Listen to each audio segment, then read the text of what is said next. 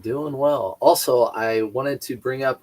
I'm not going to bring the Colts up. I I was literally when we were asking about what to name this, I was gonna put Gold Colts, and I was gonna say everybody told me to tell you told me to do it. No, I'm not because we're not that good. I'm not going to promote our team if we're not winning games. We lost too. So Yeah, yeah. I'm just glad we had that week delay, so you could lose a game and then we could go back to normal. exactly. Gosh, we lost. Don't Did you worry. hear we lost our quarterback too for the season? Yeah, yeah. So But I wonder who did that to you. yeah, you guys did. You guys That's did. okay because Cheap shot. Tannehill's. I don't know. I haven't looked at the news with Tannehill.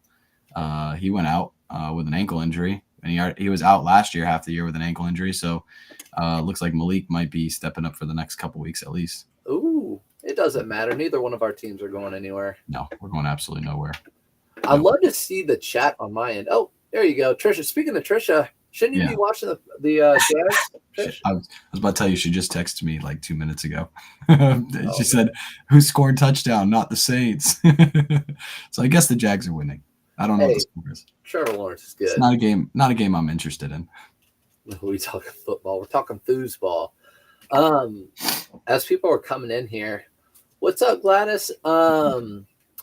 Let's talk about something we haven't talked really about. We'll just kick it off. Maybe with this, I'll ask you the question. A lot of new resellers aren't going this direction, but at what point do you feel like a lot of people are going, they see what you're doing on Whatnot, and they're seeing that that's another way to resell. You know, you have your eBay, you have Poshmark, and now Whatnot's on the scene, and they're seeing you doing Whatnot and making it fun, making extra money. What are your some main suggestions to people if they want to start Whatnot? Yeah, that's a good question. By the way, appreciate everybody hopping in. We're gonna acknowledge a couple people real quick. Love Gazelle is in the chat. Mom's in the chat. Laura is my mother-in-law. She's the one that helps us out every day. What's up, Mom? What's up, Um, Laura? Amy's here. What's up, everybody? Appreciate hopping in. Whatnot. I answer this a lot on my live because I get a lot of these types of questions, and people are down because they're trying to build a Whatnot following, and they've been doing a couple Whatnot shows, and they just don't do very good in the beginning. They have a good first show. They get a lot of promotion for the first show because everybody's excited. They go there, and then second, third, fourth, fifth show kind of takes a hit in a crowd, which you should probably expect. Like a grand opening for a store, you might have a line outside the door, and then day two you only have a couple people going in because the grand opening happened yesterday. All the excitement's done, but then you got to bring the excitement back. You got to try new stuff. You got to have really cool giveaways. You got to have really good inventory. Um, and if you don't have a huge following, you have to expect there to be smaller crowds, and you have to expect to build on Whatnot. Just like me and Surfs have built on Facebook, YouTube, TikTok. We put in a lot of work, a lot of time to build our following. You got to do the same thing on Whatnot. It is completely different than eBay, completely different than Poshmark, completely different than Mercari. You can't just hop on and put a listing live and eBay promotes it for you.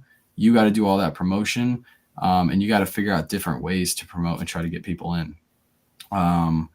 But I had an interview with ZK Styles, who's somebody who built it up from absolutely nothing and built her crowd up to where she's one of the best Whatnot sellers. She doesn't have any social media popping until after she built up her Whatnot following. Even her Instagram is I think is her most followed platform, and it doesn't really have too many followers yet. She still gets 200 to 300 people in her shows, but she's doing all kinds of different stuff. So if you want to learn from somebody, go watch that interview. I have it on YouTube. You can rewatch that interview. It's about an hour, I think hour 25 minutes long. And I asked her all kinds of questions about how she built her following. That's what you need to go watch if you want to build your Whatnot following, because that's the route you're probably going to have to take unless you want to take the social media route, grow your social media, and then pull people in. It's all advertising. If you have 10 people in a TikTok live, I don't think you should expect to have 200 people in a Whatnot live because you already don't have the following in one place. You got to bring them. That's why people don't like Whatnot, and some people say it's not fair because all these big creators have huge followings and they bring them over. But that's part of advertising. That's part of growing a business. You have to advertise. Yep. You like my voice, everybody? It's got such a deep voice. I feel like I have to Barry White. I think I'm gonna keep it. Barry White in the I'm gonna chat. try to No, keep it. I'm gonna start screaming at night. I'm with you. What I kind of noticed, I just to all the new resellers out there, and this is always kind of based towards new resellers. I don't think Whatnot is something you should do just starting out, unless you want to go watch ZK, watch that interview you did with her, and maybe just go on Whatnot and watch her. She built it from the ground up on Whatnot. So look at her energy, look at what she brings. You got to kind of look at that. And I always tell people, binge people's videos. So you want to learn about how to sell on eBay, binge people's videos on what they sell.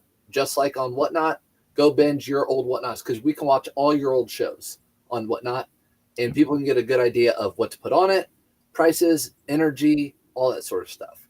Yep. I would always say start on other platforms first. I think pretty much every Whatnot seller probably has done that at this point, also because those platforms came out way before Whatnot.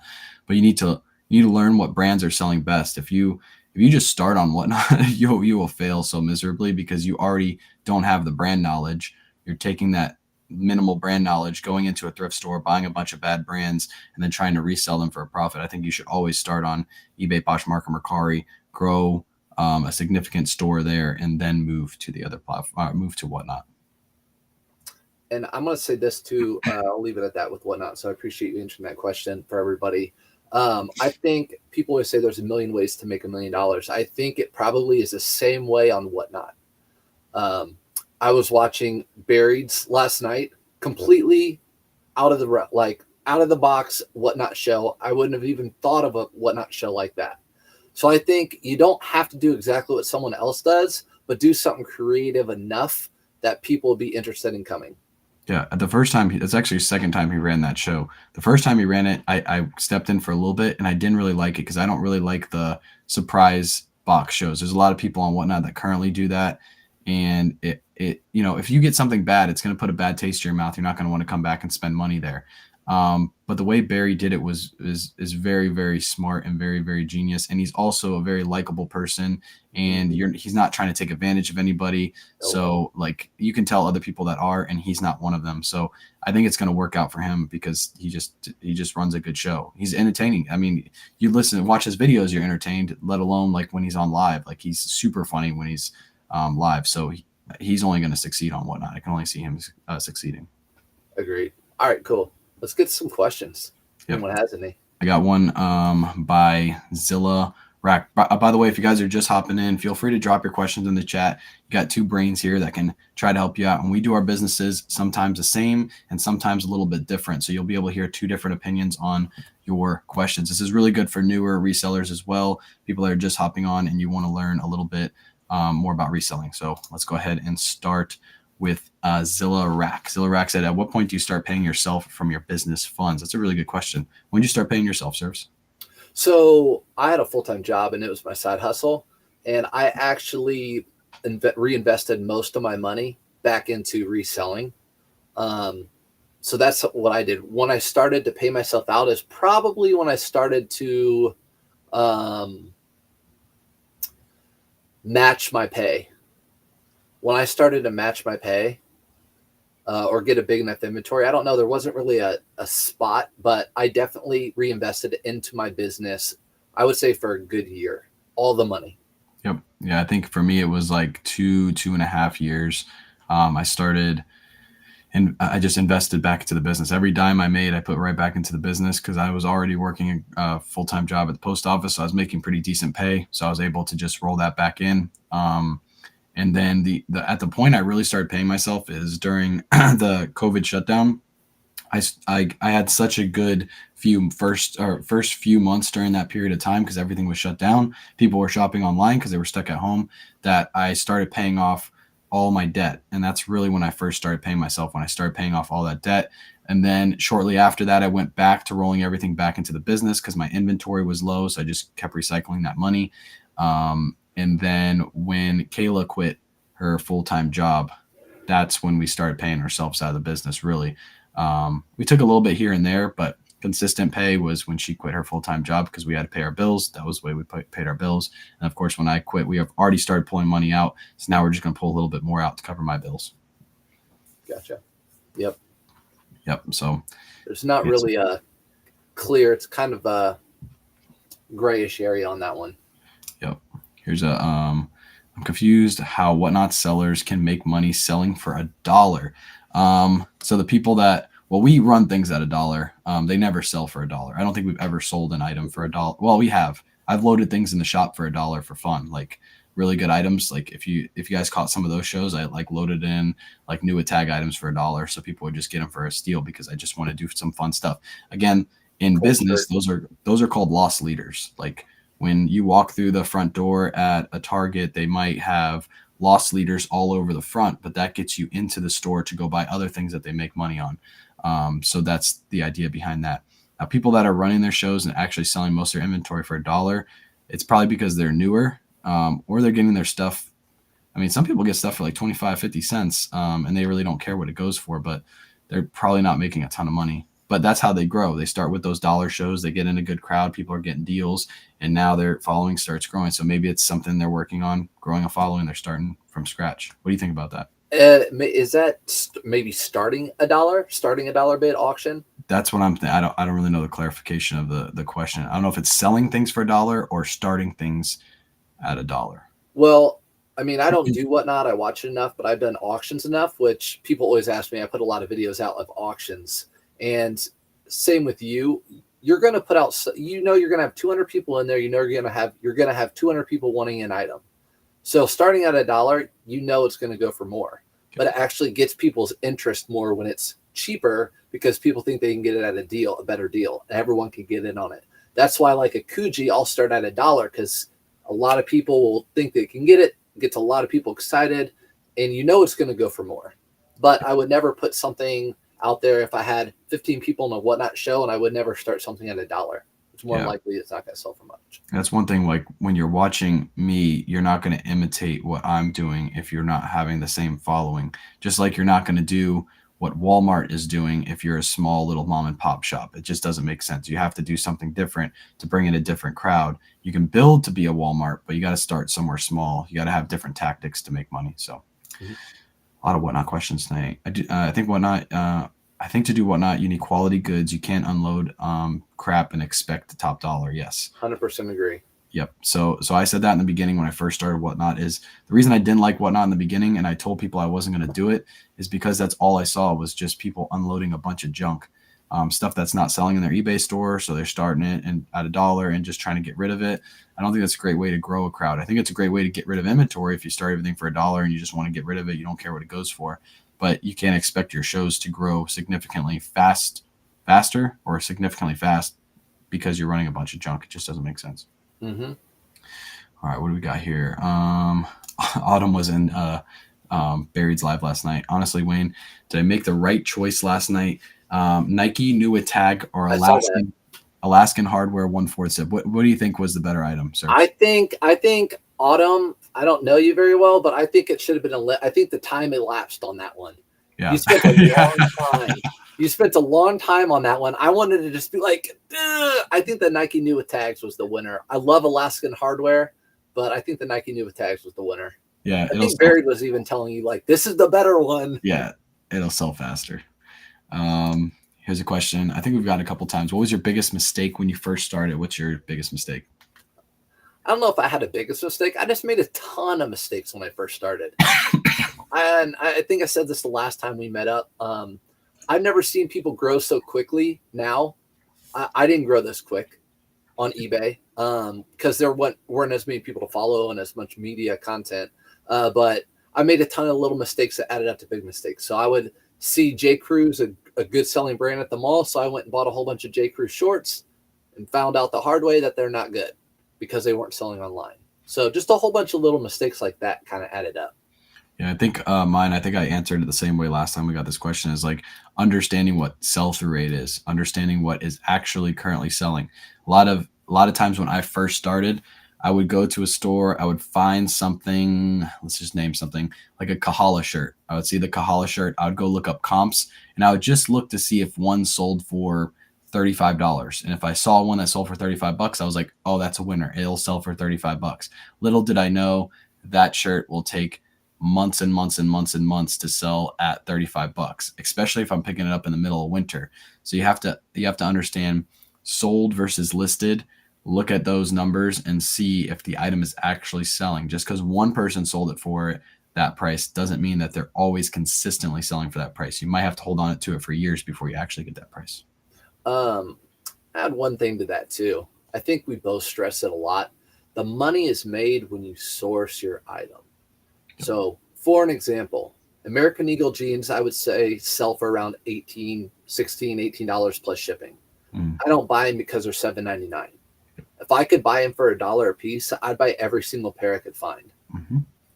So your money is made when you source your item. I think that's what people need to realize when they're first starting out. Yeah, you probably get this a lot too when you're doing your live thrifts. Is people are be like, "Why are you passing that item? I sell those all the time." But then you ask them like, "Where do you get your inventory?" And they're like, "Oh, I get it at the bins." You're like, well, I'm paying, like you said, $7 for these jeans. You're paying $1 for those jeans in some cases. So your margins are way better than mine because I'm hopefully if I sell them for $18 plus shipping after fee, shipping, cost goods, I'll make a double my money on that item. But that just simply isn't enough. Whereas you are making way more than me. You're making what, $12, $13 on that $1 investment. That's really smart. So yeah, 100% what you said. Here's another question we got. I know both of you usually shop normal thrift stores. Do you mind sharing why you prefer those over something like the bins? There you go. What do you think, Surfs? You love the bins. Why do you keep passing them over to me? You love the bins. No, you know what? I say I hate the bins. I don't hate the bins. If I didn't have to pay bills, I would definitely spend a little bit more time at the bins because that's true treasure hunting. But because I have to pay the bills, I have a route where I can go to all these thrift stores and I'm almost guaranteed to make a certain amount of money. Just like I think, I'm not going to speak for you, but if I had a red, white, and blue in town, I think I would be guaranteed. When I feel like I go to the bins, I feel like sometimes I walk away with good stuff. Sometimes I don't. I'm not guaranteed the money to pay my bills. Yeah. So let me move that out of here, by the way. You didn't tell me that logo was right there. I had my logo above your head. Yeah, 100%. Even like Kat, my sister, has talked about this too. She goes to the bins and then some days she calls me and she's like, man, I didn't find anything today. I have never went to red, white, and blue and found nothing. I've always walked out with at least a couple $100 spent at the red, white, and blue. So also the bins, you have to dig, it's a lot of work and you got to deal with a lot of crazy people at the bins. Thrift stores, sometimes you do, but compared to the bins, like nobody's going to shove you out of the way at the thrift store. Well, maybe they will, but not every single day, every 5 minutes, because that's pretty much what you get at the bins. Mm-hmm. So I'd rather go to a place that's easier to work than go to a place that I have to fight people to get those certain items. And it's just not fun to me. And also, I mean, I always sneeze and I always feel sick after I go to the bins because it's just a super dusty, musty place. Kayla's the same way. She literally can't go because she'll just sneeze the whole rest of the day. So yeah, I'd rather just go to a thrift store. Health concerns. Yeah. Trish said she bought stuff from me from the Whatnot for $1. Yeah, you got a couple of those dollar steals in the buy it now. Costco rotisserie chicken loss leader. Yep. People come in, they get the Costco chicken, and then they go buy other items in the store, so on and so forth. Let's get back to getting back in the eBay resale game after nearly 20-year hiatus. I assume you keep receipts and log purchases from thrift stores. Do you also ask for receipts at garage sales? Thanks. How do you do garage sales with that, Surf? Because I don't do garage sales right now. I don't do a whole lot of garage sales. I went recently with Bearded on that garage sale hunt. You know, he has the little log, so you can actually go to his shop. He has the little log for like garage sales. You can just write down your purchase and then how much you sold it for. It's as simple as that. As long as you have I'm not giving any tax advice because I don't know for sure. Ask your advisor, but as long as you keep a ledger, that's all that's important. Yeah, that's what I've heard too. If you could write down like the address you bought it at. Just write down the address and write $20 for Squishmallow or something like that. And then that'll be enough of a receipt from what I understand. Again, talk to your tax advisor. They'll be able to help you out with that. From thrift stores, I save all my receipts all throughout the year. And I plug them into a spreadsheet. I have Jason A's spreadsheet. I think, do you use Jason's spreadsheet or use a different one? I don't. I use one I've always used. Yeah. So I just plug in my receipts to my spreadsheet. And then I give access to my spreadsheet to my tax advisor, Carol Ann, at the end of the year. So she can see it. She can print it out. and she can use that to do my taxes. Of course, there's other things you have to give her to, like square footage of your house, stuff like that. But at least she can start doing taxes on like January 1st, 2nd. I can give her access to that, and she can just go through and start working on my numbers. So yeah, spreadsheet. If you don't have a spreadsheet or you don't have a way that you're tracking your numbers, you should. I know a lot of people do the whole, I have an account strictly for eBay and whatever's in there at the end of the year, that's my profit. I mean, that's not good enough for my business. I don't know any business that just does that, especially larger businesses. They know what they make on specific categories, specific items, and you should too in your business. And that goes along with everything else in the business, expenses, everything. So, and I know you probably know that you've been doing it for a while. So not you, but Jeremy. Yep. Here's a good question for you. I'll let you read this one. What are y'all's favorite brands to look for at retail arbitrage, especially this time of year with the holidays coming? So today I went to, actually I really quick posted a little video. I did some retail arbitrage. The deals aren't as deep right now. The deals are usually better retail arbitrage after the season. So I think between now and the holidays, you're really not going to find a lot of really deep discounted deals. But after the holidays, you're going to find deals. And then the two main changes of the seasons. So from spring or from winter to spring and from fall to winter or summer to fall, you're going to see some big discounts. I look for anything that I would look for in a thrift store that I can make a good profit on. Yep. So right now, you can still find deals right now, but you're going to start seeing some of those summer items go on clearance. So with that, you have to understand how retail arbitrage works. Sometimes you're going to buy those items right now, and you're going to wait 4 to 6 months before those items will actually start selling. Because if you list, let's say you buy a bunch of shorts right now, you list them, you might sell a couple, but then once it gets super cold outside, nobody's really going to be buying shorts. Maybe for Christmas, you might get a couple Christmas sales for new with tag shorts, but then most of those items are going to sell, March, April, May. That's when you're going to start selling them. So that's like a 6-month difference. So you have to understand you might be holding on to these items for 6 months. So make sure you have enough funds to put in and invest in these items. I know you store items like that away completely for 6 months before you ever even bring them out and start listing them. So keep that in mind when you're out sourcing. But brands I look for, like right now, I know you're going to Ross and you're picking up a bunch of like Polo Ralph Lauren. They got some good Polo Ralph Lauren in Ross right now. You do have to pay up for it, but it's good stuff. I think he's about to grab one right now. No, they're upstairs actually because they're going to go into my spring and summer. But like today, I just picked these up. Peter Millar, big size, and they're pants. So I listed these this time of year. They're green, good winter color. But yeah, so Peter Millar, all the brands I'd look for in a store. Yeah.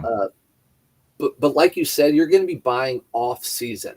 And people ask me all the time, but you can sell shorts during the winter. Yeah, you can. But I can tell you this, doing it for such a long time, I'm going to sell like 1 or 2 polos a month in the winter. That's just how it works. I've been doing it long enough that's how it works. Same with shorts, 1 or 2 pair. Yes, you will. But I just store those things. But if that's all you have, then I would list it. But just like Kayway said, don't be upset if it doesn't sell for 6 months. Yeah. Well, let me tell you this. Well, let me ask you this. When you're outsourcing, are you looking for a lot of the same items in each store, or are you looking for one-offs every time you go to the store? Is that a loaded? That's you lead me with something. Yeah. So actually it's always one-offs. Yep. So when we go, I went live today. I don't know if some of you guys were in there with me. I told you to come over here, but I went live today and we went to Burlington together and I showed that we went down all the aisles and I think I bought 1 item or 2 items. Mm-hmm. And they were the only items like that there. Did you find any Disney Spirit jerseys? Huh? Did you find any Disney Spirit jerseys? No, I looked. We all looked together. A pink Christmas one. I have actually seen a Spirit jersey. A lot of you guys probably seen it. But I don't need to talk about that one. But yeah, one-offs. And people ask, what are one-offs? It's hard to explain. It comes with time, but it's just going to be something very unique, something that shouts out at you that maybe you say you have 3 Marshalls in your town. You go to all 3 of them and you only find one at one of them. That's a one-off. Yep. You should be like on your lunch breaks, when you're driving around town, you got an extra 5 minutes, you should just pop into these stores really quick. Just go down the aisles, look what one store has, go to the next store, and you'll see, oh, there's a bunch of Southern Tide right now. Every store has Southern Tide. Southern Tide probably isn't a pickup, but maybe you go to one of these stores and you see the same Southern Tide, and then you see a Southern Tide like loud floral jacket, and you're like, wait, I haven't seen any of those at any of the other stores. That might be a one-off. Even though you've seen a ton of Southern Tide, that might be that one-off Southern Tide that you might want to actually pick up. Or you see a brand that you haven't seen. For example, I can give this example because I know they're in no TJ Maxx or Marshalls because I found this like 4 years ago. But I went to a TJ Maxx on the way home from working at the post office. I stopped in this TJ Maxx like once every month, got in there, and there was a bunch of Jay Lindbergh polos, like 20 of them. And I hadn't seen them in any other TJ Maxx and Marshalls. I go to different ones like on my way home every single day. I had like a little route that I did. So as soon as I saw all those, I bought all of them, every single one of them, and I sold them consistently. If you go way down in my Instagram feed, you'll see the post where I sold my last one, and I think I sold like 18 or 20 of them or something like that. But that was a one-off, but it was a lot of a one-off. But it was the only time I've ever found Jay Lindbergh in any TJ Maxx or Marshalls was that one store. Why that one store got all of them, I don't know, but I bought them all and I made really good money on them. So you really have to know how to find a one-off and do your research. Go to multiple stores before you just pull the trigger. You could see a really good item, but it might be in every single store. So make sure you go to a couple before you pull the trigger on that. And with that, when I find that one-off, I still get out my phone and I look that item up to make sure that the market's not flooded, because there could be TJ Maxx in Florida where Kayway lives, who there's a ton. So even if I find that one-off, I'll look it up on my phone. Yep. All right, next question. Just got on here, but enjoy your post. We had an eBay buyer tell us we had an eBay buyer tell us her would buy our leather coat for $5 more than we asked, but wanted free shipping. How do I counter that offer? Ooh, that's a good one. You're gonna pass it to me, huh?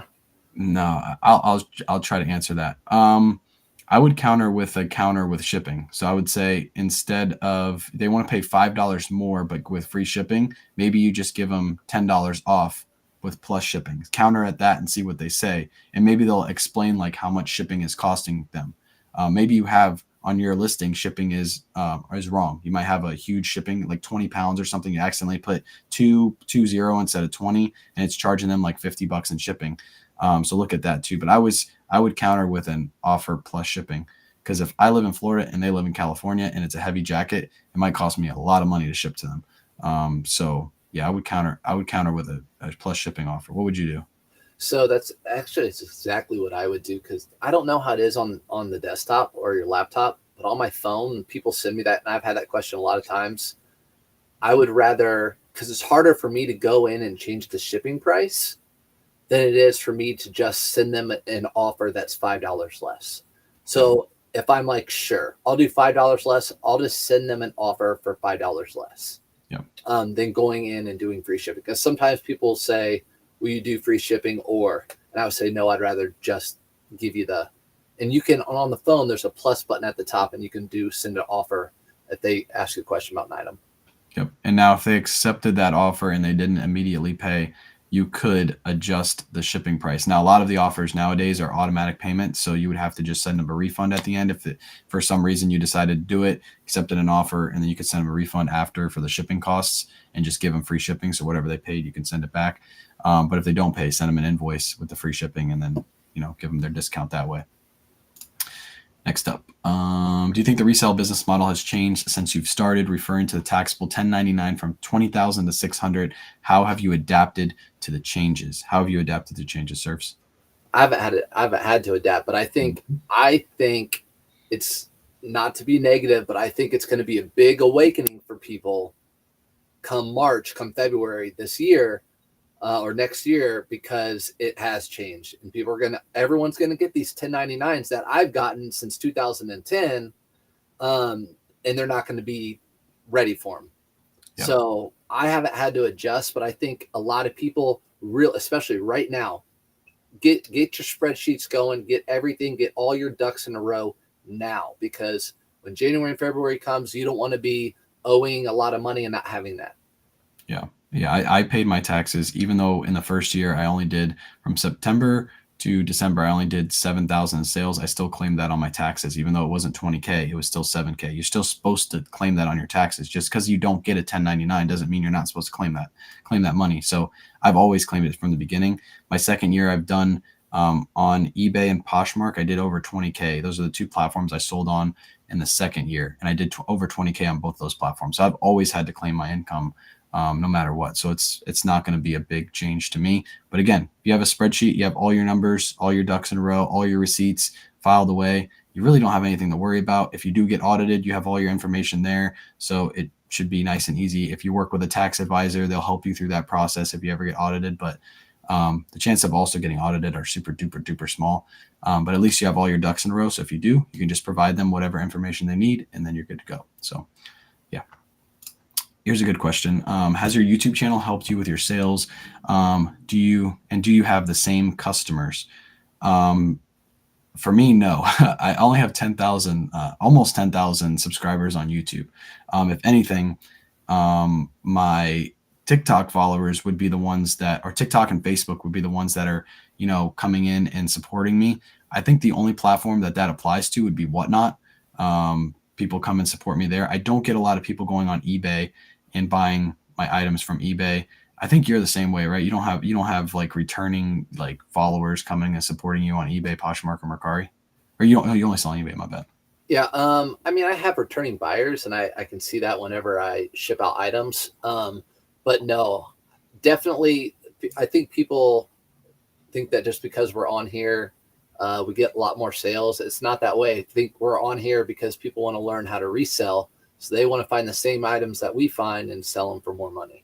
Yep. And there's plenty of people in the chat that can attest to this. They've learned the brands that we're selling, they listed them, and they sold just like we told them they'll sell. So, and they don't have a huge following. That's exactly what I did. I learned from other people out in the community when I first started. I watched a ton of YouTube videos, learned as much as I could, replicated what they were doing, picked up the same brands, and I was making sales. And I didn't have any social media following in the beginning. I actually waited until year 4 before I ever started really posting on TikTok, Facebook, all those sites. I did post a little bit on Instagram, but it was very sporadic, and I had like 1,000 followers on Instagram. I think you're the same way, right? Before you even started posting anything, you had already been reselling for X number of years.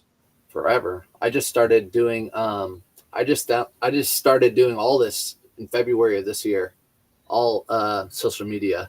It's February this year, so it hasn't done anything.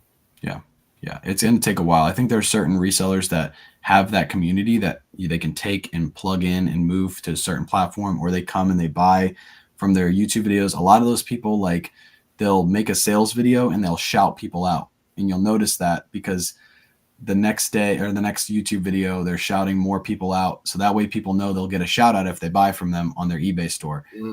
I don't do that. Like even in the morning, like if I'm shipping an item in, let's say, once in a blue moon, I think it's happened twice this year, that somebody bought something on my eBay store and said, "Hey, this is so-and-so. Thank you so much for your help. I bought this item. Thank you, blah, blah, blah." I'll just say it really quick, like, "Thank you, so-and-so, for picking up this item," and I'll ship it. I don't make like a big thing about it. There's people that actually make whole YouTube videos just like shouting out people that buy stuff from their store. So I don't do that. So that's why I don't really have those customers. That's not how we roll. Yeah, exactly. Casey said, "Love the video from today, Surfs. Just finished watching it." Nice. Oh, yeah. Back to the long form. Yep. Oh, you made a long form video today? Kind of ish yesterday, but I put it out today. I'll have to watch it. I actually have to have Kayla do a voiceover for the YouTube video that we're supposed to put out tomorrow. So I have to get her to finish the voiceover so I can finish mine. But now my voice is gone. So now in the beginning of the video, I had my first voiceover. So now my voice will change from the beginning of the video to the end of the video, but I don't care. It's the voiceover stuff. That's a good thing. Like the ones I do are just kind of raw, but I encourage people, there's a lot of people that give up. The video I made, and I had no idea it would go this way. What I did yesterday was just go thrifting all day long. And I encourage people to watch it because I'll just tell you right now, a sneak peek. I went to 2 or 3 thrift stores in a row. Nothing. That many things. And that's very defeating if you're just starting out. So that's a teaser. But the thing is, you didn't pick up junk. And that's what a lot of people do in the beginning is they're like, I'm already here. This isn't going to sell for much, but I'm going to pick it up anyway because I have to make this stop worth it. And that's the opposite thing to do. If you don't find anything, just skip the store, go to the next store, and you might find a honey hole at the next store with a bunch of stuff. But in the beginning, that's one of the mistakes I made, referring to that old question. I just would go to thrift store and I'd feel defeated. So I would go try to find something to sell. And that one item will sit in my store for 6-8 months before it sells because it was just junk. So here's a good question for you. I'll let you read this one. Do you take down your shorts or leave them up on eBay? Angie, I would recommend once you list something, you just leave it up for forever. I have auto posture now, so it delists and relists. But if you don't have auto posture or whatever, I would leave whatever you have up. Post it and leave it forever. Go back to it at some point if it's not selling and maybe adjust the price or see what's going on with it, maybe the pictures, but I don't take anything down. Yep. If you go to TJ Maxx or Marshalls or Nordstrom, they still have short sleeve stuff in the middle of summer out. It's not like they remove all the short sleeves from their whole store and all their shorts. They might have a smaller section, but they don't just take them all down and just remove them all. So I would suggest do the same. If you already put the work out of putting them out and putting them online, don't reverse that work and then have to do that work a second time. It just doesn't make sense. And that item could possibly sell. So you could be taking a sale away from yourself because you're just leaving it up. It's not like it costing you much money to put it up. If you have less than 250 listings, you get them all for free anyway on eBay. So you might as well just leave them and wait for that right buyer to come. Yep.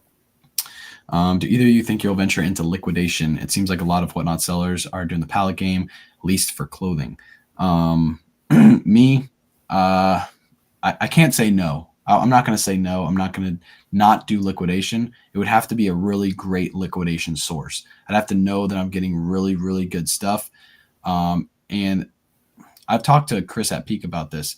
The issue with liquidation is a lot of these sellers are getting a lot of the same exact item. So their whole show is just the same item over and over and over again. My show is different to where I have all kinds of different brands. I have something for you in my show. If I have 70 items, there's at least one item in there you'll probably enjoy and you're going to wait for. Whereas if I'm doing I've seen a lot of the ladies do skims, they're all doing skims right now. In Good American, I think Daily Refinement was doing Good American too. The issue is it's just the same exact style over and over and over again. And I think that draws a different kind of crowd than what I'm trying to attract. So if I were to buy liquidation, it would be sprinkled in my shows. It wouldn't be a whole liquidation show. But again, I can't say never. I'm not going to say never, but for right now, I'm not interested in it. What about liquidation for you? How do you feel about liquidation? I don't sell on Whatnot, and the question's about Whatnot, but as far as pallets, so I think pallets were a big thing right before the pandemic. Pallets were the popular thing. They just started coming out it went from thrift stores to pallets. And so people were getting pallets. And to me, I felt like I had neighbors and friends that did pallets. And for the most part, those pallets were picked over and they were getting mostly junk. And to be honest, I would say they were probably making $3 an hour if I could make up a time or make up money per hour.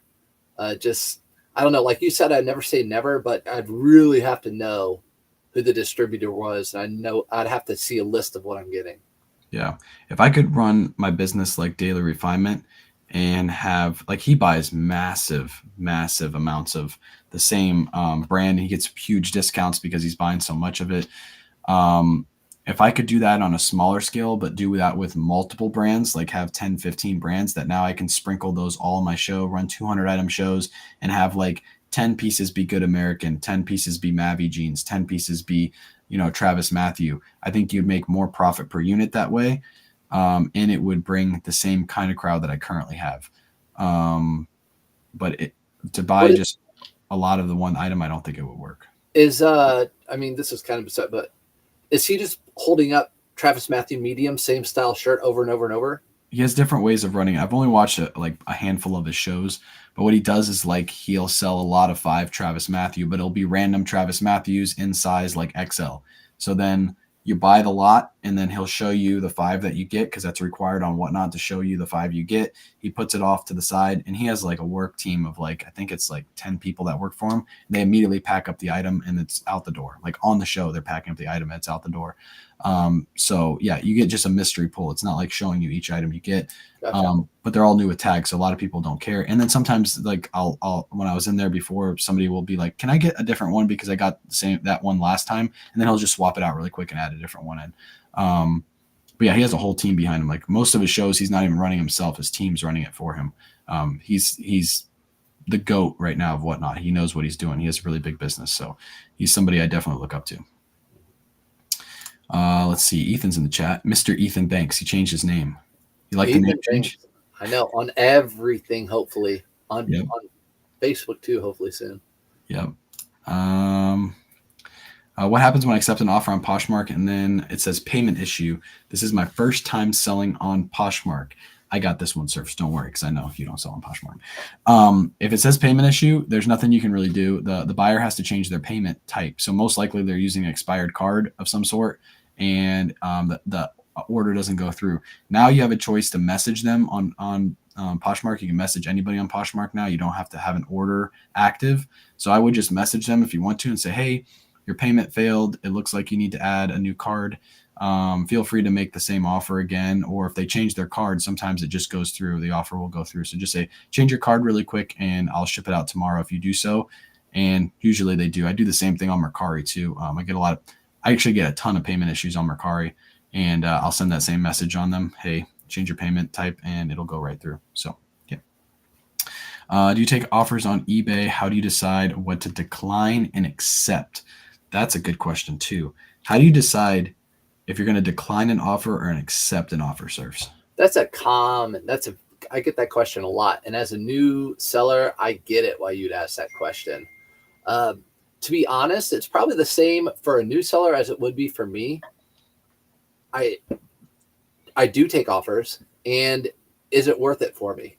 Is it something, I don't know, that I've had for a long time and I'm ready to just get rid of it and take $5 less than I would have normally or before? That would be an example. Or just normal offers. I price something at 50 knowing I'm going to take 40, and I'll just take those $40 offers all day long. So yeah, it just depends on the case. But yeah, if someone, usually for me, if they offer less than 50% of my item, I'll just respond with just probably 2% under what I'm asking. Yeah. Just to kind of like get out like shoe. Yeah. I would also say it depends on what you paid for the item, right? If you paid $1 for it and you have it listed for $100 and you get a $75 offer, you're probably going to take it. But if you have that same item listed for $100 and you paid $50 for it, you're probably not going to take that $75 offer, because there's a reason you paid up for it, because you knew it was going to sell close to that $100 mark. So it all depends on what you paid for the item. Typically, my items on average, I'm paying like $8 for. So if I get, if I have it listed for 35, let's say, and I get like a $25 offer, it's probably going to be an automatic accept. This is a rookie mistake I made in the beginning. I'd have something listed for 35 and I got a $30 offer, and I'd counter at 33. Just take the $30 offer. You're already close enough. Especially at the beginning. Solidify that sale, especially in the beginning when you're trying to build your good reviews and all that stuff. You don't want to counter over $1, because that already leaves a bad taste in that buyer's mouth. Now they might check your item over even more because they know that you were going back and forth with them. They're kind of angry at you, and they find one flaw and they leave you a negative review. Just take that offer. You're already close enough. Just take it. You're going to make your money on that item anyway. And what people don't talk about, actually, I don't talk about it enough. As a seller on eBay, you should also put yourself in the buyer's shoes. You want to get a deal, right? So put yourself in their shoes when you get those offers. That's what I would do. Yep. Chris at Peak is in the chat, by the way. If you guys aren't following Chris at Peak on all platforms, just tap his name here. If you're over on Facebook, give him a follow. He's a funny guy. Just read that comment. I'll let you guys read it, and we will move on. Next up, do you pay estimated or quarterly taxes? Here's my advice for that. Contact a financial advisor and ask them what you should be doing, quarterly or estimated taxes. They'll be able to tell you that. I don't like to give it tax advice in that way. You should always be talking to a tax advisor. They'll be able to help you out with that. If you make a certain amount, you probably should pay quarterly, but again, they'll tell you all that information. How do you feel about that? Ditto. Yeah. Tax advice is hard to give advice for because we're not financial advisors. Nope. Oh, this looks like a reply. Sorry, I'm just cash flows in the chat. What's up, cash flow? I like now on Restream, I can see your people and my people. So I can see what people are coming over from you now. It's awesome. What's up, everybody? Your side and my side. Let's see. Hello, guys. Remind people that Goodwill has a senior day, 25% off discounts for teachers, students, first responders, Sunday in Arizona, savers half off on Monday, senior day. Look at this. We got all the advice. Too bad I don't live in Arizona. I'm going to move to Arizona. I was always so mad. I'm like, why don't you guys give a teacher discount? Like military for sure deserve it. First responders for sure. Like, why don't you give a teacher? No, we don't have any discount. So Arizona, everybody, that's where you want to go to Goodwill. Yeah, we don't. We have half off on a certain color. They have, I think, 5 colors that are Goodwill. So every 5th week, one color goes half off. And by the time it gets to that color anyway, most of that stuff is gone, or it's just the junk that's left over. So it's the stuff that's probably going to end up at the bins anyway. So they just want to mark it down a little bit so they can get it out the door. By the way, Teach left you a $1.99 super chat. What? You can't see it. We're on Restream, by the way. So if you guys leave us super chats, this is what we see. It doesn't actually come in as a super chat. So we appreciate you. You got $2 richer tonight, Surfs. Thanks, Teach. There you go. Appreciate you. I bought a pair of Doc Martens and listed them, but now going on 3 weeks, no sale. What am I doing wrong? What is Paul doing wrong, Surfs? I would say shoes and I would say suits are long tail items, in my opinion, which means those items take longer to sell. Simple as that. Yeah. I'll say this. You need to be checking sell-through rate on those pair of shoes. Doc Martens. Newer ones have a style name on the inside of the tag. Look up how many are listed versus how many are sold. If there's 30 listed and 5 sold, those are going to sit for a little bit. But do understand that those are going to start selling more frequently now because that's 90 days of sold data. 90 days ago, we were in the middle of summer, so docs weren't selling as much as they will be. Now we're coming into the winter months, so more people are buying boots, so docs will start moving. But yeah, sell-through rate is key. And also there should be a style. If there's no name, there's a style number. Look up the style number. It'll help you out. And quote this, patience pays with this business. That's 3 weeks. 3 weeks for anything would be a super quick sale, unless you're Ethan. Yeah, Ethan sells shoes immediately. Like, give those shoes to Ethan, and he'll sell them tomorrow, and then he'll just pay for them. Just send it to him. Got Bobby in the chat. What's up, Bobby? What's up, Bobby? This is a SurfsUp question from your side. Do you sell to international buyers? In the early days of eBay, you would get good money from international buyers, especially from Japan, but not sure if it's still worth the hassle to ship overseas. Surfs, how do you ship overseas currently? Okay, Jeremy, it's never been easier coming from someone that has been doing it in the early days of eBay. It's 2001. I used to ship overseas, and it was a pain. But now it's so you don't even know you're doing it until you get the label and you actually see that it's going overseas, international sale. So it's not like it used to be. You used to have to go to the post office and fill out all the international shipping stuff and claim it, how much it's worth and everything. And what I was told from eBay, a couple different things. It's easier for us now, but it also keeps the buyer accountable for their import taxes. So when they buy something for $100 back in the old days, they used to say, can you just say that I bought it for $5? And I would put down on the customs form that they bought it for $5. Now that they can't do that, they actually have to pay those import taxes. Yep. You send it to a hub for eBay. eBay takes it and they ship it overseas for you. So buyer pays all that stuff. As soon as your item makes it to that hub, as long as it's in the condition you shipped it, if it goes overseas, let's say it's a fragile item and they get it and it's completely obliterated. The box is broken. It's squished up into a flat little box and it was this big. eBay will cover you and they will also cover the buyer. So they'll just refund both parties and move on from there. The only time you have to worry about something like coming back to you is if you said it was like a size large and the buyer gets a size XL, they take photos of it, then you got to figure out how to get that item back. It's kind of a pain in the neck when that happens because you got to pay for return shipping and blah, blah, blah. But that's only happened like literally one time to me. And what I did was I just refunded the customer and I was like, you know what? I'm not going to deal with it. Even if you're trying to scam me, I don't care. Just take it back. I'm good. So that's a cost of business. It's a write-off. So just move on from there. Same. Here's a good question. Do you ever adjust pricing with AutoPosher? For example, heading into winter, you've had an item sitting there, but now you know it could sell for higher. Do you adjust your prices? Can I answer? I'll answer that one. Mm-hmm. Actually, I did today. Yeah. So I don't. So I adjust my percent off. So I had 10% while I was on vacation because I knew to counterbalance my store being on vacation mode. I had my 10% offers through AutoPosher. Since I've been back, actually today is when I did it. I did 5% off. I do everything over $20, 5% off, because most things under $20, as you know, are like my Polo Ralph Lauren's, the quick flip items, the Surf's Up method stuff that I can't take that 5 or 10% cut on those. So I do 5%, anything over 20. And if it is at the end of the season, like at the end of the summer, I did, I went on my eBay store and did a discount on all my polos and shorts because I have them in the categories of my store. So I didn't do that through AutoPosher. I did that through my eBay store. Yeah, there's no way on AutoPosher for you to select only certain items to run the discount on. AutoPosher is a relister. So as it relists your items, it will do that discount. So if you have 50 items about to be relisted and 25 are winter items and 25 are summer items, they'll just relist all of those at 10% off if you decide to. There's no way to say, AutoPosher, please only do the summer items. So I was doing it every 90 days. I was actually supposed to start in the beginning of October. I think I'm going to do it in the beginning of November. Run a 10% off sale on my whole store, knock down some of those older listings and down to a 10% off price, and then do that again in 3 months. I think that'll be right after Christmas. It'll be a good time to do that again.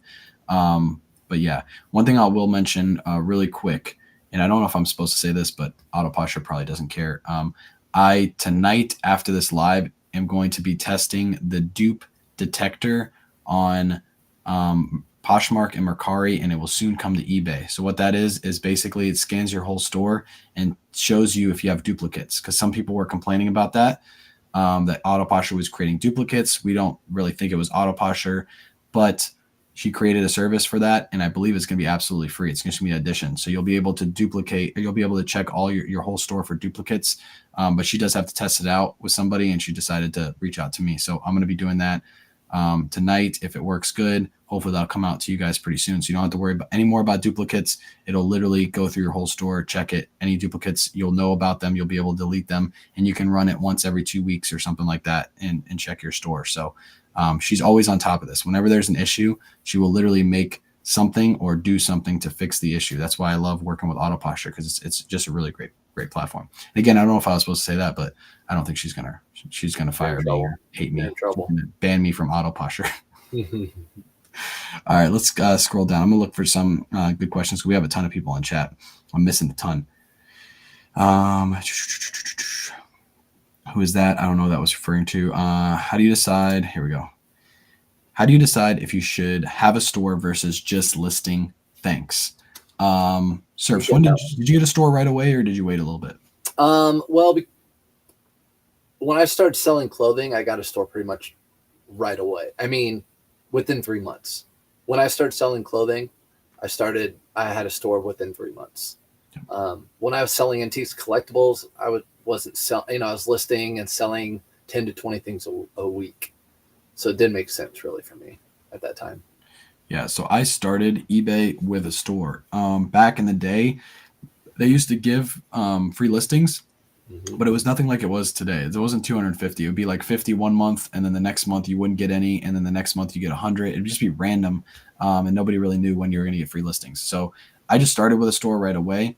Nowadays, I would say you get 250 for free. There are some perks to having a store, but if you get 250 for free and you're just starting, I would use those 250 to your advantage to see if you like selling first. I know everybody watches the videos and they're like, oh, this is awesome, I want to do that.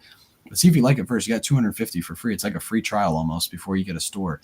And then there's a certain number you hit. It's in the 300s. I think it's like 326 is where the insertion fees, the insertion fees you're paying, you should just be paying for the first store because you'll actually save money. But I don't know that exact number. But I would say if you start liking it and you're starting to list consistently and your numbers starting to build, just go get that first starter store or maybe the second starter store. You can decide which one you want to get and go from there. But back in the day is a completely different situation than it is right now. So I started with a store right away. Also with that real quick, 2 things to keep in mind. Your store is a write-off for your business. At the end of the year, I know you have to pay for it up front, and that could be money out of the pocket right away, but you can write your store off completely at the end of the year as a business expense. And number 2, if you do like it after a month or 2, maybe challenge yourself to get a store, and then it might keep you more accountable to list more items. Yep, that's the exact reason why I did it, because I knew that if I went and got a store and I was paying that monthly fee, that I would list more. So yeah, 100%. I like that advice. Here's a question from Melissa. Says, how do either of you handle lowball offers on eBay? Everybody hates lowball offers, right? You got something listed for 100 and somebody offers you $10 for it. And you're like, what? Like somebody the other night on I think it was like $150 or $200 jacket. They literally offered me $19. And I commented them back. It was on Mercari. And I commented back and I said, it cost me almost $19 to ship this to you. And they said, well, you got free shipping on it. Like, I still have to pay for the label. Like, you have to understand there's a cost to ship this item. You just counter high. And I always counter. I talked to, I think it was Bearded and maybe it was Chris at the time. This was back when I first started doing lives, and they always countered the offers. And I always declined lowball offers. And they were like, no, counter those offers. And I started doing it, and it led to more sales. I would just counter high. And if they don't counter back or they decline, you move on from there. But yeah, what do you do, Surfs, in that instance? Like I said earlier, if someone lowballs me, I'll just give them like a 2% off back offer. So I don't just ignore them. They offer me $10 on 100. I'll get them at 98. I'll give them an offer back at 98. Yep. Especially if it's super low. Yeah. I had somebody offer, it was like $10 on like a $32 item yesterday. And I countered at 30 or 31. And they said, is it really worth my time countering if you're only going to take off $1? And I said, well, it's not really worth my time to come down a lot if you're already starting at a lower price. So yeah. I apologize. If you want to counter back at a higher price, we can meet in the middle somewhere. But then they never messaged me back. It's like they wanted it for 12 and they're mad they didn't get it for 12. So people are they're looking for a deal. They're looking for the cheapest price they get. They can go to somebody else and get that cheap price. I'm gonna try to stay high on my items. For sure. And I don't know how some people are, but there's definitely psychology to it. If they want to, try to get you to 50% off. So they'll try to offer you at 10%, you come down to 70%, they'll come up and try to meet you at 50%. And I know that psychology, and I don't let that work on me for the most part. Always. How do you answer this question? What's the lowest you'll take? You can send offers through my auction or whatever it is. If it's on Mercari, my answer is always, what's the highest you'll pay? That's my answer to what's the lowest you'll take. And I'll say, what's the highest you'll pay? Because now I have that ability. If they say $25 on a $35 item, now I have the ability to say, I'll do 30. So if you give that first number, if you say, I'll do 25, even if they were going to do 25, now they're going to go, okay, if he'll do 25, I'm going to do 20. Just like our garage sale. You always want them to say the first number. It's key in every single negotiation. You be stagnant until they give that first number. Until then, you're just like, sorry, I can't give you a price. What are you willing to pay? I have my price already up there. I want 35 for it. What are you willing to pay? Here's another good one. Did you see a jump in sales after you left your full-time jobs? What about, I'll throw this to you and then I'll reverse it to me. Did you see a huge jump in your sales when you left your full-time job? I'm going to be honest. I feel like you're going to see a jump in sales when you list more items, period. And since starting social media in February, I haven't seen a huge jump in sales because it actually takes a lot of time and you don't get much out of it as far as money-wise, everybody. So it's really not about that. So I think your sales will go up if you list more items. So you quit your job, you'll have more time, you'll list more items. So you should have a jump in sales. Yep, facts. to answer this with like a different situation, but also applies to the same thing. When we brought on my mother-in-law, we saw an increase in sales because now we're listing more items per day. We went from listing 5 to 10 items per day on average. We tried to get to 20, but we never do it. If we average it out, it was like 10 items per day. So now we're listing around 30 items per day every single day consistently. So we're listing more items. That's leading to more sales. Same thing. If you leave a full-time job to do eBay, you're obviously going to be listing more. You're going to be sourcing more. So that means you're going to have more sales. Yeah, that's just basic math. If you list more, you're going to make more. Yep. If a buyer contacts you through eBay and asks for so much off, should you redirect them to make an offer through the home page, main page where item is listed? So eBay actually has a cool feature now. If somebody messages you and says, hey, will you take $25 on this $35 item? There's a send offer button on the message. Yep. So you can hit that send offer and then you can write your reply. Hey, I just sent you a $25 offer. I accept your offer. Here's the offer of $25. Feel free to accept and pay at your earliest convenience or something like that. So that's a cool little feature. You don't have to redirect them to the listing. You can actually send an offer through the messages. Mm-hmm. I like that. That's what I was talking about earlier, that little button. Yep. I'll answer this really quick because this is more of a me question. Yep. This is more talking to everybody. Consignment's a 70-30 splits after fees. If you want more information on consignment, you can always DM me or hop on my personal live whenever I'm live, and I'll explain my consignment thing to you guys. But it's 70-30 splits after the fees. What if somebody wanted to consign with you for eBay? What would your answer be? Because I know you probably had that before. That would probably be a no until I build the resources to be able to do that. That requires a lot of space. I would have to have a specific section of my inventory specifically lined up for consignment. And right now my inventory is everywhere and I don't have a lot of space. I think eventually I could possibly get to that point. The only issue with that too is some of these items are going to sit for 6 months before they sell, just like a normal consignment store. Things don't sell instantly. And if you want them to sell instantly, they can. I can price them super low, but you could just price them super low too, and you can move those items and get the full price. So I think down the road, maybe I'd be open to do consignment. You guys ship items to me and I list them, but I would have to have like 2 or 3 more people working for me, one specifically listing consignment items. And that's kind of a question I've thrown out to everybody. Because I don't take consignment. So many people, people I've sold antiques for and stuff like that. I would rather just buy the item out from them than consign. 100%. I'd rather give you a certain dollar amount per item and I make my money, you make your money, and we both are happy right off the bat instead of you waiting again, possibly 6 months to get your money. Consignment for that it's like having a brick and mortar consignment store. It's like I said, sometimes you're just waiting forever to get paid. And a lot of people will be messaging you all the time, like, hey, has my item sold yet? Like, no, it's still on my eBay store. If you want to go check it out, it's still there. Whereas the consignment that I currently do on Whatnot, you send your items to me, I list them that week or the following week. I might split them between a couple shows and you immediately get paid out right after that show is done. Like 2 days later, you got money in your PayPal or your Venmo account and you don't have to worry about it. It's really quick, easy. And 70-30 splits is like super duper generous. There's not many people doing 70-30 splits, but I know you guys pay for your inventory and I'm fine giving that little bit of a discount. And I also want those items to grow my shows too. So it's a benefit to me and I'm trying to benefit you guys as much as I possibly can. So that's one reason I do that. To answer Felix, hats are required only on live. So Felix, you go live, I will watch you. You have to have a hat on though. Yeah. Felix can't hide his beautiful hair, though. I know. He does have some locks. He has beautiful hair. Have y'all talked about Posh decision to close their markets in UK and Australia this month? I saw a post. I think it was Autoposher that posted it. I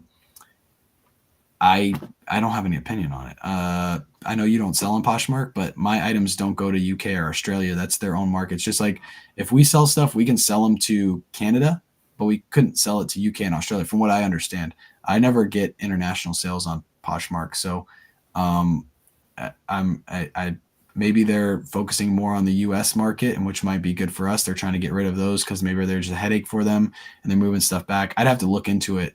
Maybe they did a press release on why they did it, but I'm uninformed about that decision at this time. But good question, Sonia. You guys should follow Sonia, by the way, Dirty Thrift. Yeah, I have no idea about that one. Yeah.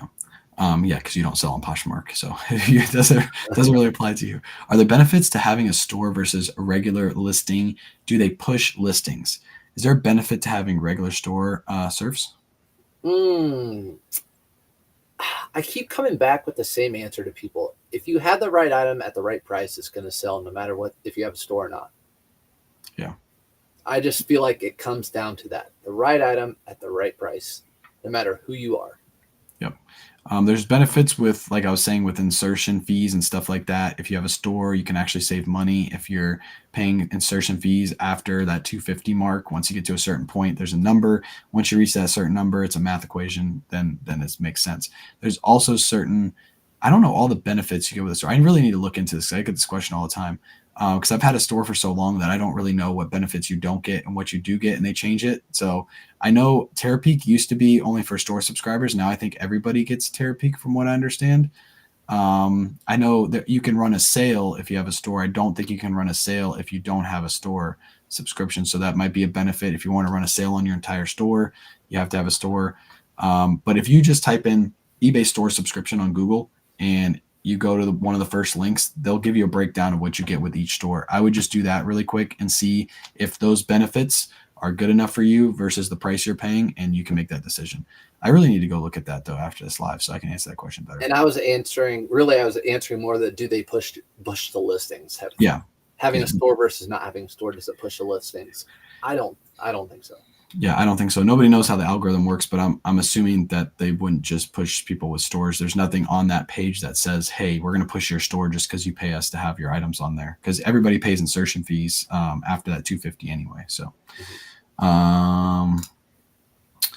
whenever it comes to pricing, do you typically price competitively to sell quick or price higher knowing you're flexible? What's up, Mac? How do you price your item search? Are you pricing like right at market, or are you pricing a little over market or under market just to sell quicker? How do you do it? You know me. I'm fortunate enough to have a lot of thrift stores around me, so I can get inventory. So I would rather sell mine just below market. Yeah. I usually price my stuff now just below market, get it moving. Yeah. I used to have the opposite mindset, and because of Surfs Up, I learned a lot from him.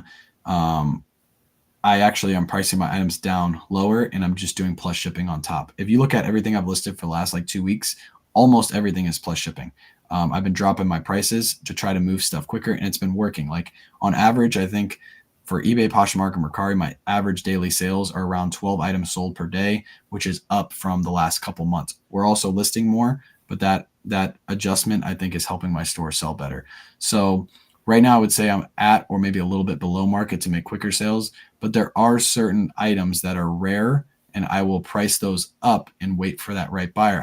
If I pay like a Polo Ralph Lauren, like crazy jacket that I find, like a Denim and Supply crazy jacket that I know is like a one-off and there's not many listed, I might price that thing high and wait to sell it for full price 3 months down the road, as opposed to pricing it way under market and getting it quick sale. So I think it really depends on what items you're listing. If it's a bunch of bread and butter, I would say just list it at market or maybe a little bit lower, make those quick sales. I think, like you said earlier, it's a math equation for everybody. Mm-hmm. Time and math. Yep. Do you list or best offer? Do you send watchers an offer, or do you wait for them to make an offer? I list everything buy it now, best offer, except for some of the Polo Ralph Lauren items I've been listing, Surfs Up method. I don't list those unless they're over a $35 mark, and then I'll put best offer on those items. But everything else Polo Ralph Lauren is pretty much buy it now. That's all you can offer me. I will send offers to watchers on everything, including those Polo Ralph Lauren items. So I'm a little different, and I don't think Surfs does this method. I'm interested in hearing what he has to say about it. If I just listed an item and 2 hours later I have a watcher on it, I'll send an offer on that watcher. Even if I just listed it, I'll still send an offer, because if I can make that quick sale, I'm completely fine with it. If I can send a 10% offer and I just listed it and somebody buys it right away, cool. Could I have made that extra money if I would have waited a day or two? Sure, but I made that quicker sale. I got it out the door. Now I have room to bring in more inventory. So how do you do that, Surfs, if you just list something? That's a good question. Actually, Autoposture has there's a spot on Autoposture where you can select how many days once your item's listed, how many days you want it on there before it sends out an offer for that item. So if I were just to list a pair of Peter Millar pants that I did today, it will wait 7 days to send out offers for that item. Yep. So I have it set like that for my new items, but I don't think that's a bad idea at all. Get it in, get it out quick. And then anything that I do, like what you've coined, the Surf's Up method or whatever we would call it, I don't accept best offer. So any of my things that I can list in a minute and I list under market, I don't put best offer on. Polo Ralph Lauren shirts, Under Armour shorts, Under Armour pants, those sort of things. I price them under. I don't take offers. Do you send offers on those though? Nope. No. Okay. Anything under $20, I don't send offers on Autoposher. See, and that's the difference between both of our businesses. And just because he said that doesn't mean I'm going to change the way I do it, and because it's been working for me, but that works for him too. So that's a cool opportunity for you guys to see, like, we're not going to do the same exact thing. We're going to do stuff different, and it both works for both of us. So you just have to decide in your business what method works best for you. And you're going to always be adjusting. Cassandra wants to know, is there such thing as winter Lululemon? Is there such thing as winter? Do they have jackets and pants and fluffy, crazy? Do they have those items, Surfs? You know, I wear it. You know I do. But I will tell you guys this, just like you, I think you've said it, I wear shorts year round. Yep. It's 50 degrees here. We had soccer tonight. It was raining and 50, and I'm wearing shorts. So I wear my Lululemon shorts year round. But yeah, they do make a ton of winter stuff. And again, it's seasonal. But that stuff goes for good money. Yeah, you can find down Lululemon jackets, just like you can find down Patagonia jackets. They have basically everything. They have from hats to jackets to shorts to socks to shoes. They even have shoes now that you can buy that are Lululemon. So you can find anything Lululemon out there. But yes, they do have winter items tend to sell for a lot more money too. If you find the right pieces, they will move fast and for good money. Scuba hoodies. Girls love the scuba hoodies because they can throw the hood over their head and they got the big Lululemon logo right there on top of their head. So look at me. Look at me. I'm rocking my Lulu. It's got the Lulu design right there on the front, so everybody can know what you're wearing. Yep. I'll throw this question to you. It's gonna bring back really bad memories. But do you regret selling anything, sir? So what do you regret selling? Oh, they put that in there on purpose. I think most people know my regret. My painting. This is the best, worst sale I've ever had. Yeah, the painting. So yeah, I sold a painting for a lot of money. It was during the pandemic. It's actually I think it's when everyone got their stimulus checks. I sold it, and I was super pumped because I got a lot more than what I thought I'd get. And for years, I was like, "This is awesome." Until I met a guy who's an art genius. And he found that painting that I sold at Sotheby's, and it got resold for way more than what I sold it for. So I regretted not doing more research. But listen, to that point, I've done artwork a lot, and I have people who restore, and none of the people with me could find the name of that artist or see who did it. It's very hard, and people have since messaged me like, "Who do you think this is by?" If there's not a signature on that painting, it is extremely hard to figure out who painted that painting. I would have sold that thing for $20. I know. So ugly. Do I regret selling anything? Man, I don't really attach myself to items too much. Do I regret? Probably the item that comes to mind that I didn't even sell. I actually gave it away. Harley Davidson Coogee. Yeah, that's probably the one. Like I wish I still had it, but at least somebody that we know got the Harley Davidson Coogee. Hopefully they sold it for good money and they made some good money. But do I regret it? No, I'd do it again in a heartbeat. But I really wish that was hanging up behind me. I'll get one back again. There's plenty out there, but yeah, it was my size. It was really good condition. That's probably the one that they don't make them the exact same. None of them. No, actually, that's exactly what I thought. But then I thought, actually, you gave that away, so you can't really say that's a. Yeah, I mean, it doesn't hurt me that I gave it away. I like the fact I gave it to somebody. It was a part of a buyer appreciation giveaway on Whatnot. So I gave away like a $300 to $350 Coogee. All you had to do is buy one item to enter. That shows those people that are like, I want to grow my Whatnots. Sometimes you got to make a $350 sacrifice to grow your Whatnots. That's how. Not only that, you let them choose between two $350 Coogees. Yep. Exactly. So, and I'll do it again. You'll probably see it within the next, by Christmas time, I'll probably give away $300 pair of shoes or $200 pair of shoes over and over and over again. But that's because I want to grow the whatnot, and that's how you grow it. So do I regret it? No, but it does sting a little bit. You love your Coogis. I mean, everyone knows Kaywayshop. Yep. Coogee. Do you think eBay will make any acquisitions of any business? If so, what do you think they would be acquiring? Ooh. We talked about this on my live the other night.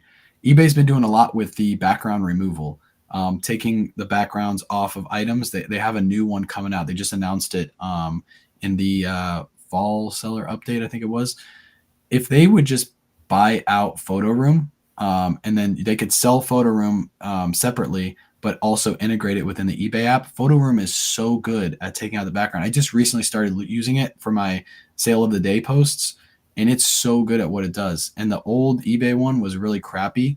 Hopefully the new one is like Photo Room, but that's an acquisition that they should probably try to get, because if they could do that and all your listings, as soon as they got put on eBay, had the background removal done, boom, boom, boom, that would be crazy good.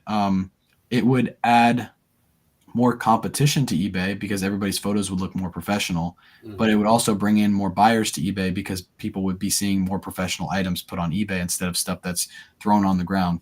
So that's the one acquisition that if eBay could do that, that would be really cool to have Photo Room integrated. What do you think?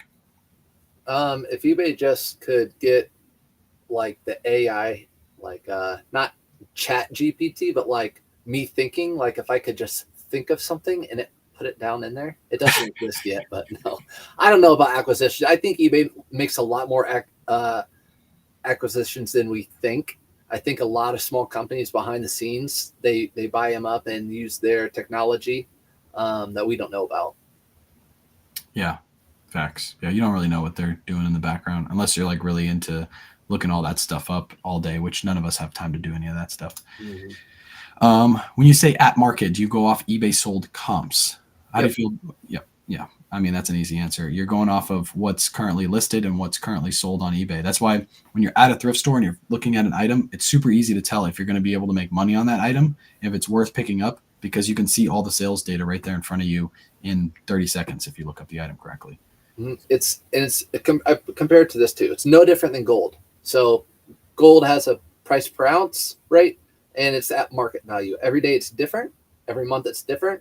Same with eBay. You got to look at sold listings. What's the market value for that listing? Like, for example, I had 2 Dixon flannels that were sitting for 6 months.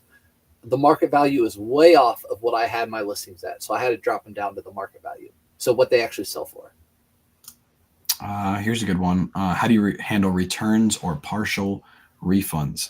I think it's basis by basis. Like it all depends on what the return is. If it's a really high dollar, let's say it's a new pair of shoes that I shipped out, a new pair of Nikes, and somebody gets them and says they don't fit, obviously I'm going to take that return. I'm going to wait till it comes back to me. I'm going to inspect it, and then I'll give them their money back. Somebody messaged me, I think it was in a live today, or they messaged me on the side. I forget what it is, but they messaged and they said, I refunded the customer, but it doesn't look like they're sending the item back. As soon as you refund the customer, they don't have to send the item back. The refund has to be done after the item is received on eBay. I know eBay says send a refund, but they also prompt you when you hit that refund button that if the items doesn't have to come back to you. So make sure you understand that. You have to wait till the item comes back, inspect it. If there's anything wrong with it and you have free returns, free shipping and free returns, you can give a partial refund on that item. That's something eBay offers to its sellers. But don't just refund them right away. And partial refunds, again, it's case by case basis. If somebody gets an item, let's say it's a suit and I sold it for $100 and they have it has like a spot on it and they got to get it dry cleaned and they say, hey, it's going to cost me $15 to dry clean this, then I'll just send them a $15 refund and make them happy. Happy customer, happy business. So how do you feel about that? After being on the road trip with Bearded, I feel like I give way too many returns and partial refunds. But to me, I feel like for being a business, the customer is always right for the most part. I mean, if you feel like someone's fishy, still side with them or whatever, but you can always have them blocked from buying stuff from you again or something like that. Yeah. But like you said, it's from It's just every case is different. Every case is different, and sometimes you have no control over it. eBay will have control over it. Yep. This question's for you. I'll let you read it because I do everything buy it now, best offer. What determines if you have a listing on eBay for bidding or buy it now? So 99.8 of my items are buy it now. So the only bidding I do is I don't have anything at auction right now. I haven't had anything at auction for 2 weeks. So the only time I do it is if it's something rare that it will pop up on people's radars, or if it's something I've had a long time and I've marked it down, then I'm like, I just want to get rid of it. I will auction it off at like $2 or 99 cents, and whatever it goes for, just because I want to get rid of it. Those are the only two reasons I auction stuff. Are you guys having trouble moving Lululemon? The sales have seemed to slow down on them for me lately. I'll say like older styles of Lululemon, more basic styles of Lululemon, they're getting harder to move, especially like the women's leggings. They're everywhere. You can find them everywhere. That's why when we bring them to Whatnot, we're trying to bring like either new with tag ones or ones with like crazy patterns, because just the basic ones are they're getting harder to move. And even for us on Whatnot, we saw a dip on them. But for example, like Lululemon men's shorts, they still sell really good. Yep. Men's pants sell good. Jackets will start selling good this time of year. Even the t-shirts, men's t-shirts will still move for good money because it's like a bread and butter item. Guys really like the t-shirts. They get a small rip in there as they want to replace it. The leggings, like some of these ladies have like 50 pair of leggings. If they miss one, they have 49 more to wear. So the guy stuff seems to sell better for me. What about you? Guy stuff for you too? I just was talking about it in a live the other day. It's funny you said guys' pants. Guys' pants I have not seen a drop in sales. Whenever I get Lululemon's men's pants, they sell super quick and for a good amount of money, Yep. like what they used to. But definitely women's Lululemon, I pass over tank tops now every single time. Yep. Tank tops are super hard to move. Even on, like, for example, Whatnot, we sell those for like $7 on Whatnot. So I know shoes, the Lululemon shoes, they just came out with them in the last year, so they still have good market value because there's not many of them out there just yet. But I'm sure within the next 2 years, those will drop in price, and the new bottles will go for more, so on and so forth.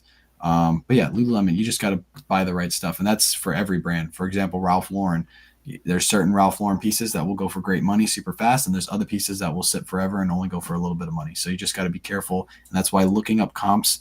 And when you look up comps, be specific. Don't just write in Lululemon, but write in Lululemon scuba hoodie, Lululemon purple scuba hoodie, so on and so forth. And that'll help you determine whether that's a good item to buy.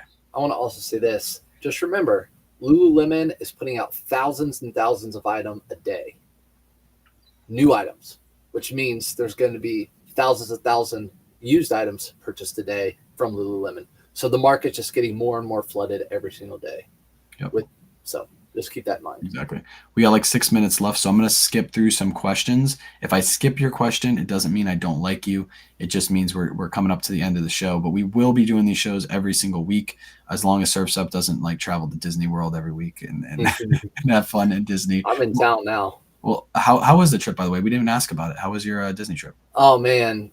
Anyone knows you go to Disney World, you need a vacation from Disney. You need a vacation from vacation. I'm still not caught up. Did it rain a lot there? Because I know like when you came, like that was the 1 week we got all those rainstorms, and we got them bad over here. Yeah, so there was like that tropical depression or tropical whatever in the Gulf, and it came over and it went right up through the Panhandle and just skimmed Orlando. Nice. So my last name's Leatherman, so we called it Leatherman luck. We always seem to have Leatherman luck. It did not rain, but one day, a half a day. Yeah. So it was good. The first thing you said when you said Leatherman luck, it reminded me of Andrew Luck. And then I was like, man, that wasn't a very lucky situation. Is that funny? If you guys don't know us, he's a Titans fan. I'm a Colts fan. We're both in the same division, rivals. Yep. So we give each other a hard time. The Colts destroyed us, so I can't talk at all. Nothing happened 2 weeks ago. We won't even refer to that horrible game. That's right. Yeah. How much do you sell internationally? Can I do one setting to start selling internationally? I don't really sell too much. How about you? Do you sell a lot internationally lately? Maybe one. I only know it when it comes out on my thermal printer. That's the only way I know. Maybe one out of every 90 items. Yeah, it's not. It used to be a lot more when they had the global shipping program. And I thought when they changed over this new program, they said that there was going to be more sales because the fees were lower for everybody. But I haven't seen an increase. I've actually seen a decrease. So, like you, like 1 out of every 90 is probably like a really good example of how many international sales I get. When I get them, I love them because I never see them again. They're just gone. I never see them. But yeah, I don't really get too many. Is there a setting you can turn on with the global shipping program? It used to be a setting in your like the old eBay page you have to go to, and you got to turn on international shipping or global shipping program. With the new international program, I think it's right on your listing already. You just have to click it on, right? Or is it just automatically turned on? I think there's a way, like you said, in the page to do it for all your items. It's been so long. Yeah, it's I've always on automatically on mine. Yeah, when they changed it over from the global shipping to the international program, mine automatically turned on. So I would just go on Google and type in eBay international shipping program and go to that page, and I'm sure eBay will have a whole description of what the eBay international shipping program is. And at the bottom, it'll say how you apply to it, yada yada. But to be honest, I don't know because I just got grandfathered in with the global shipping program. Yep. Photo room is amazing. That's what Ashley said. Yes, photo room is awesome. Photo room is really good. Chris said he really likes these lives, by the way. Appreciate you, Chris. It's way down there, but I was actually, Mandy said something I was gonna, because I follow economics quite a bit. Right now, it could have to do, like, the U.S. is actually in seemingly one of the better spots financially compared to a lot of places, Europe and everywhere else. So that could have played an impact on while the international sales are down a little bit right now. So I'm not for sure, but that could have an impact. Yeah. I'm also selling a lot less like collectibles, like Christmas houses and stuff like that. And those took a hit right after the pandemic too. They used to sell for really good money and they've taken a hit.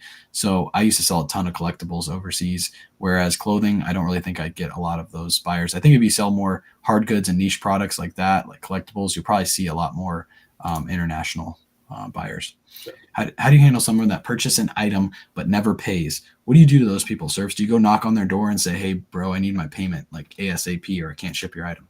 For sure. I need it right away. No. If you have something that I don't know if I have one on my phone, I don't, but they have 4 days to pay. And every day you can send them, it's eBay already has it written out. You just click a button and it sends like a buyer a reminder to them. And they have 4 days to pay. And I don't sweat it. They don't pay. I relist it and they ask why they didn't pay. Always put buyer did not pay. So they'll ask you why. If you're canceling it, you put buyer did not pay, so it will ding their account. So they don't do that to other people. And then relist it. And as you always say, as I always say, sells once, they'll sell again. Yep. That's exactly what I do. I'll send them a daily message, and then normally on the last day, I'll send them 2 of those same exact messages. And right before I cancel, like 6 hours before, I'll say, it's more professional than this, but I'll say, I'm about to cancel your order. If you don't respond to this message, the order will be canceled and you will receive a unpaid item strike on your account. Please let me know how you would like to proceed. If you would like me to cancel, let me know so you can not get that unpaid item strike. At least give them that like courteous. And sometimes they'll just message you back right there and say, hey, go ahead and cancel. Sorry, I haven't paid. And it's weird. They message me back when they know that they're about to get an unpaid item strike, as opposed to all the other messages I've sent them. But at least you get your item up a little bit quicker. Here's a question, because it says question in the beginning. So I'm going to read this one. Should I ship twice a week, twice a week, since the USPS office is 20 minutes away from my home and I am a new seller? Mon BS. Should I ship twice a week? You can do whatever handling time is good for you. Obviously, if you work the opposite direction and you're not driving that way, then yeah, that would make sense. I will say buyers like quicker shipping. They're in the Amazon mindset. So if you can ship right away, they would like that. If you live in a house, you can always schedule a USPS pickup at your house. What I do is I don't even schedule a pickup. I just put a note in my mailbox every day. I flipped a flag up and it says, it's taped into my mailbox now because I kept taking it out. But it's taped in my mailbox. It says, packages. I have packages at the front door. Please pick them up and scan them. Thank you. Something like that. Caleb wrote it up. So the mailman actually comes to my door every day, scans my packages and loads his truck. And he has no issue with it. There are some mailmen that don't like to do that. That's their job. I mean, there's people out there that don't like to do their job. But that's an option for you if you didn't know that. You can actually schedule those pickups on USPS.com if you didn't know you could do that. What about you, Surfs? How do you handle pickups? I completely forgot about that. Pickups, yeah. If you only can go twice a week because it's 20 minutes away, yeah, I definitely look into having them pick it up at your house. You get mail every day, they can pick it up every day. So, but I do my store a little bit different. Again, Kayway does what, next day shipping, right? 1 day shipping. Everything's 1 day handling. 1 day. I do 1 to 3 just to give myself some grace in case something comes up at the house. Usually I always ship stuff out the next day, next business day, I should say. But I give myself 1 to 3 days. Yep. Do you promote your listings on eBay? I used to promote at 3%. I now promote at 5%. The reason being is because I have a lot of you that go to my store and that you look at my store and you look at my listings, which is completely fine. That's why I have my store public. I have no care in the world. Go look at my store, look at how I have my listings done, take examples from that and use them in your business. That's why I have it public. But unfortunately, that gives me a worse conversion rate on my listings. People are looking at them but not buying them. Nobody knows how the algorithm works, but I assume that if eBay sees a lot of people going to a listing and just clicking on it and leaving, they probably think there's something wrong with that listing. So they're going to promote somebody else's listing that's, they're selling more items in their store without that horrible conversion rate. So I promote at 5% to offset that. I don't think everybody should. I was at 3%. It was working for a while. I saw a dip in sales. I went to 5%. Now my sales are back up. It's only a 2% increase. So that's the reason I did it. What about you, Surfs? What do you promote at? I actually don't promote anymore. Nice. You're saving yourself some money. Well, I use Autopasher now, and that 5% is kind of like my promoted listings. I know. So yeah, that's awesome. Different strokes for different folks. Actually, I will say this. Now that you say that, I do have promoted listings on a lot of my Polo Ralph Lauren stuff. Gotcha. At 3%. Yeah, that's smart. What's the reasoning behind that?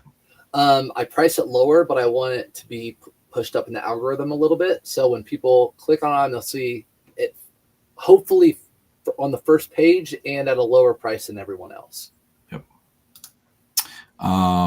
Angel says, but you tip your mailman and treat him right. Yes, I tip my mailman. I need to actually tip him again. It's been a little bit since I tipped him, but I'll say this. If you're going to tip your mailman, either hand him cash or put it in a card and seal the card and write mailman on it, leave it in your mailbox. Because if they get a sealed card and they don't know there's cash in it, they're allowed to take it. Some post office managers, there's a rule behind it. Some people just throw it under the rug and they don't care about it.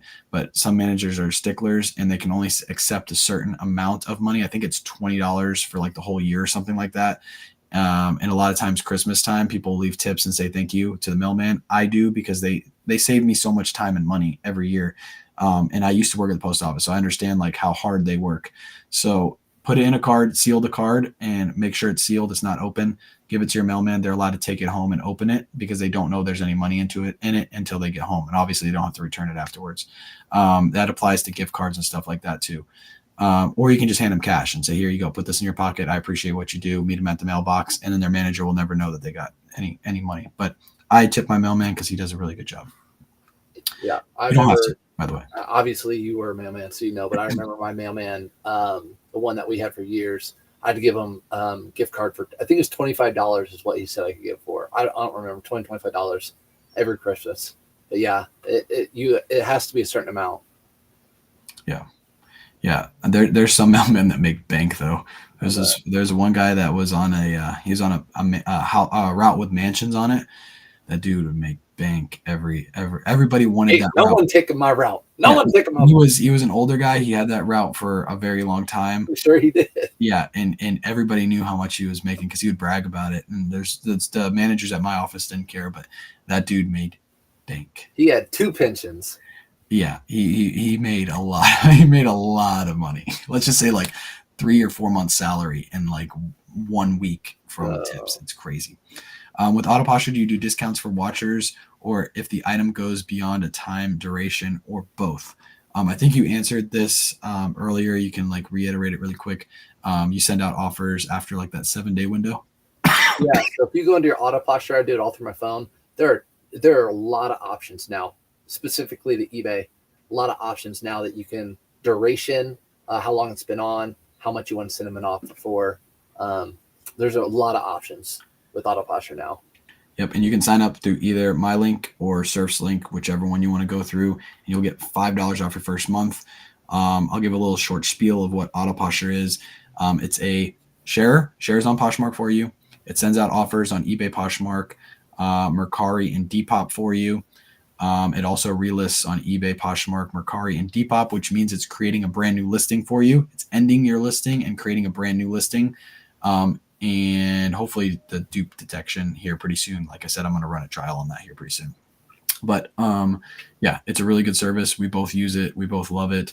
And yeah, you can sign up either one of our links, whatever one you're watching right now. We both have links in our bio or in our descriptions, and go sign up for auto posture if you haven't already. Give it a try. I think it's a 7-day free trial that you can use.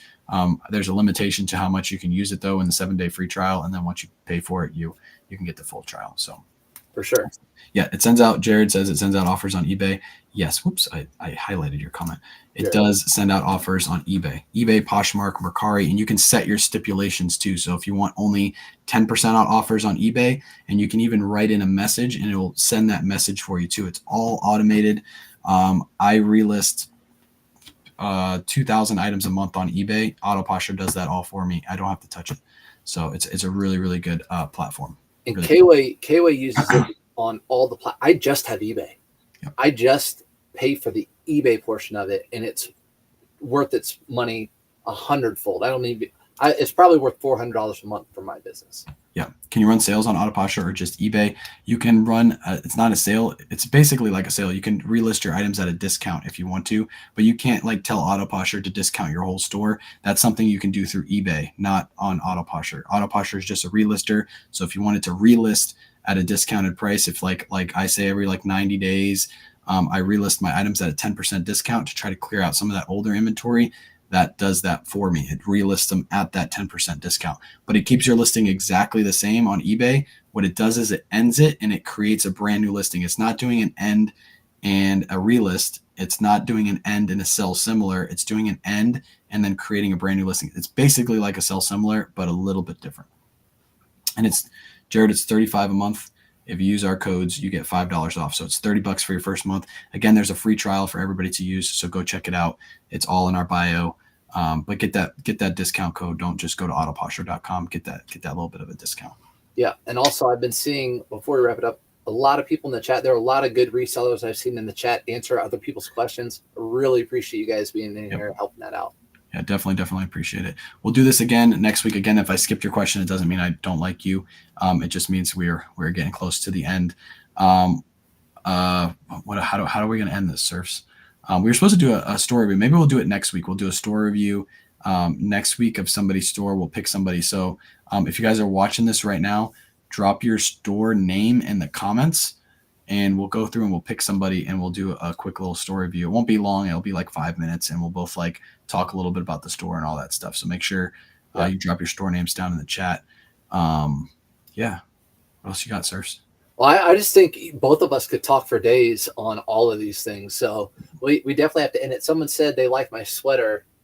How about that short sleeve Kuji? You stole that sweater. I watched that live. I was like, what's happening? I was going to go for the sweater, and I'm like, nope, I can't go for this one. I know what's happening. I'm not going to try. I was going to try to bid you up, but I was like, the beard didn't even give me a discount. I had to pay full price. Yeah. So yeah. But anyways, yeah, I appreciate everyone being here. And again, we're going to try to make this a weekly thing on Thursdays, 9 p.m. Eastern Standard Time. And like he said, we're going to do some store reviews too. We're going to go through some stores. We might learn from you guys. So, yep, 100%. So if you guys see it, if you have any questions throughout the week, you think of something, come back to these shows on Thursday, ask the questions. You get 2 brains at the same exact time answering questions. And like I said, we might have different answers, and you might be able to play with both answers and see which one works best for you. Appreciate you guys hanging out tonight, and I guess we'll catch you next week. See you next week. Oh wait, we have to do the whoop. one way. Boop, boop. I think this makes it the thumbnail at the end too if we do it right at the end. So It is. we'll see the thumbnail. Yep. All right, y'all. All right, peace out, everybody.